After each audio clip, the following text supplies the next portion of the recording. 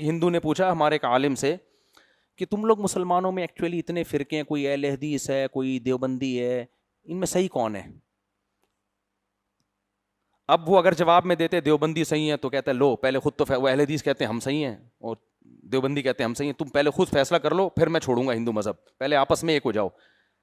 یہی مقصد تھا نا ہندو کا.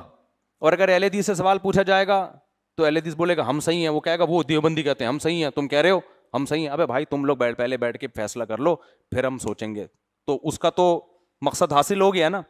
تو ہمارے ایک عالم تھے، ان سے کسی نے پوچھا کہ یہ ہندو نے نا کہ ٹھیک ہے میں اسلام لے آؤں گا لیکن تو پہلے یہ تو بتاؤ دیوبندی صحیح ہے کہ اہل حدیث صحیح ہے، تمہارا اختلاف کیا ہے؟ تو انہوں نے جواب دیا، انہوں نے کہا وہ تھوڑا بہت اختلاف ہے، وہ ٹانگیں چوڑی کرتے ہیں ہم تھوڑی پتلی کرتے ہیں حضور سے آمین آمین، لیکن وہ بھی ایک خدا کو مانتے ہیں، ہم بھی ہزاروں کے قائل نہیں ہیں. اتنا بڑا بلنڈر نہ ان سے ہوا ہے نہ ہم سے ہوا ہے.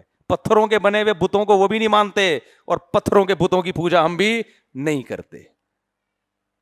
اتنے بے وقوف ہم دونوں ہی نہیں ہیں. ٹانگیں چوڑی پتلی 8 20 تراویح یہ پھڈے مڈے تھوڑے بہت چلتے ہیں.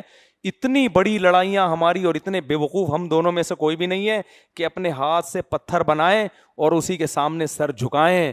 یہ غلطی ہم دونوں، یعنی تو بھلے دیوبندی بن جا بھلے تو اہل حدیث بن جا، کم از کم اس عذاب سے تو کیا ہوگا، بچ جائے گا.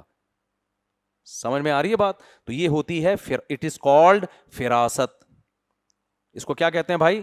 فراست. کہ جو سامنے والا جو ہے نا اس کے سوال کے منشا کو سمجھو، وہ کیوں الجھا رہا ہے، اس کی منشا کے مطابق جواب نہ دو، جواب اپنی منشا کے مطابق دو.